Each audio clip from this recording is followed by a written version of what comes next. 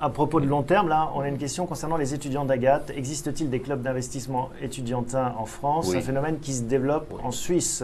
Oui. Alors, il y a des clubs d'investissement à HEC, à l'ESSEC, à l'ISEG. Il y a pas mal de clubs d'investissement qui nous contactent. Et c'est vraiment là où on voit le renouveau en se disant qu'effectivement, les jeunes générations ont conscience ont moins peut-être d'a priori que Vous tout le monde sur en la fait, bourse. la génération Y est moins... Voilà, a moins d'a priori sur la bourse, voit moins l'argent gagné comme quelque chose d'obligatoirement négatif, mais parce qu'ils ont un problème de financement.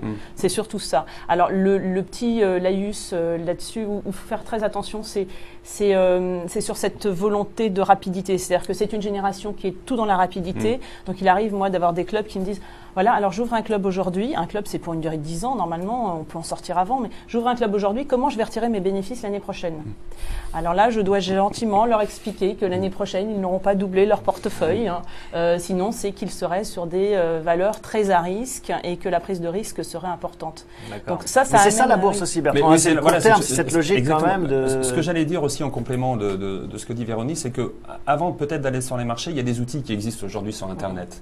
Et je pense que cette génération y est très sensible. On peut se créer un portefeuille virtuel, on peut se créer une liste de valeurs préférées, on peut suivre ses investissements boursiers sur les téléphones mobiles. Tout ça, aujourd'hui, on le propose. Ouais. Mais je pense qu'avant d'aller directement sur les marchés, il faut se faire une phase d'apprentissage. Et à partir de là, on voit comment on se comporte parce que l'investisseur, il n'est pas le même quand on est là autour d'une table et qu'on parle des investissements boursiers que quand il est devant son écran et que le marché est ouvert et qu'il doit passer ses ordres. Parce que c'est là qu'on bloque. Jean-Marc, ça c'est un problème qu'ont les professionnels aussi de l'information. Trop d'informations finalement. Comment on fait le tri? Comment est-ce qu'on trie ce bruit qui nous arrive en permanence entre les Twitter, les Facebook, les dépêches, tous les sites d'information?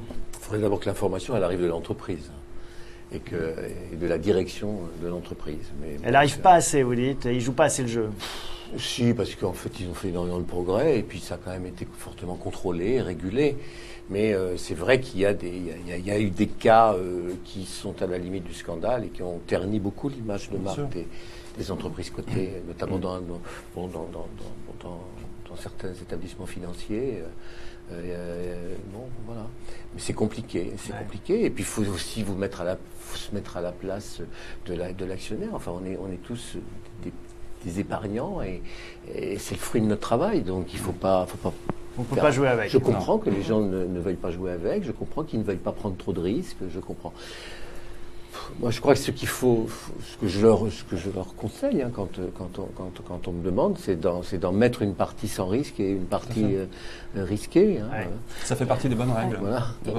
De la même façon, en fait, tout le monde n'a pas le même temps pour gérer son portefeuille. Non. Donc, vous avez des gens qui vont à la tranche 35-55 ans, qui sont soit en profession libérale, soit en direct, soit salariés, n'auront pas le temps de gérer. Et dans ces cas-là, ceux-là peuvent se reporter sur des professionnels qui gèrent. Mais ce qu'il est important, même pour ces gens-là, il est important de se former. On peut faire de la bourse en direct ou via des OPCVM, des trackers, des certificats, mais il est toujours important de garder sa capacité de jugement de ce que fait le professionnel en face. Donc, il est important de se former. Et on est dans une structure actuelle où il n'y a pas de formation quand on est au lycée sur le fonctionnement de la bourse, l'économie, la gestion d'un budget. On n'apprend pas à nos jeunes à gérer un budget. Et sur Internet, Bertrand, il y a plus de formation. Vous, les courtiers, vous faites des efforts de pédagogie? Oui, tout à fait. Ça, c'est notre règle d'or. Puisqu'on parlait des règles d'or de l'investisseur, les règles d'or du courtier, c'est d'accompagner les clients, les investisseurs, et leur expliquer ce qu'il faut faire. Et puis, et parfois de ne pas faire. Exactement, c'est ce que j'allais dire, de ne pas faire. C'est vraiment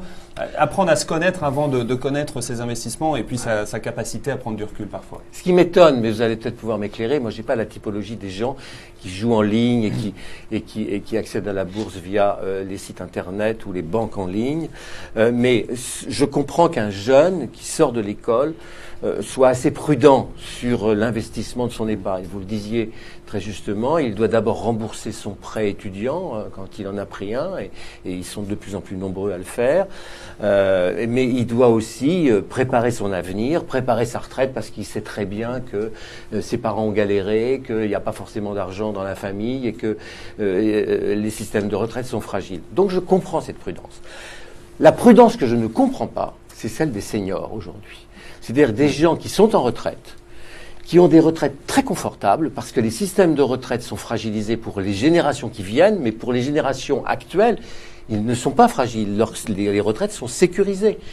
Ils ont payé tout ce qu'il fallait payer comme équipement. Ils sont parfois, le plus souvent, pour la moitié d'entre eux, propriétaires de leur logement principal. Ils ont des livrets à droite à gauche. C'est eux qui devraient prendre des risques en bourse, parce qu'en fait, leur horizon, leur espérance de vie est relativement courte. Donc, s'ils se cassent la figure dans 10 ou 15 ans, mais ça n'a rien, peu importe.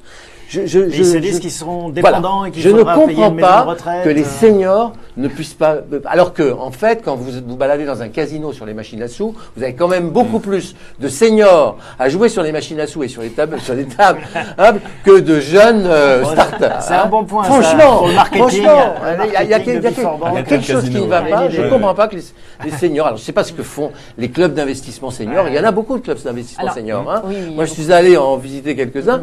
Ils sont quand même d'une prudence de sioux. C'est pour investir sur un liquide. Je pense à mes petits-enfants, ils auront du mal et je mets mon damar, quoi. Bon, donc, mais on s'en sort pas avec ça.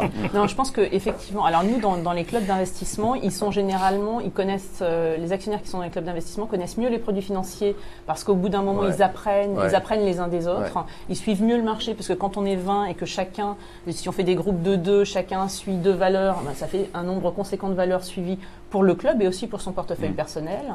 Donc ça, c'est important. Et généralement, ils prennent un peu plus de risques. Ils sont moins sensibles au risque. Alors que l'actionnaire individuel va avoir tendance tout seul à avoir un petit peu peur du risque et avoir...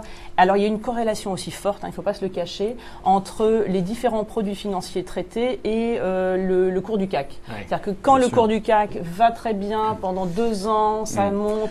On cherche d'autres produits que le produit action, on cherche d'autres choses. Alors, pardonnez-moi, mais le club d'investissement, c'est une forme de mutualisation aussi. Il y a des différences. Mutualisation du risque. Donc, vous mutualisez le risque. Moi, je conseille toujours à mutualiser au sein d'une famille. C'est d'ailleurs un très bon sujet de conversation. Non, oui, c'est l'engueulade, ça, je pense. Oui, peut-être. Ah non, mais les clubs qui fonctionnent bien sont les clubs qui ont 2 objectifs. Vous aimez le golf et vous aimez la bourse, vous faites un club golf-bourse. C'est pas mal. Comme ça, on a toujours un sujet qui réconcilie. C'est toujours un sujet sympathique.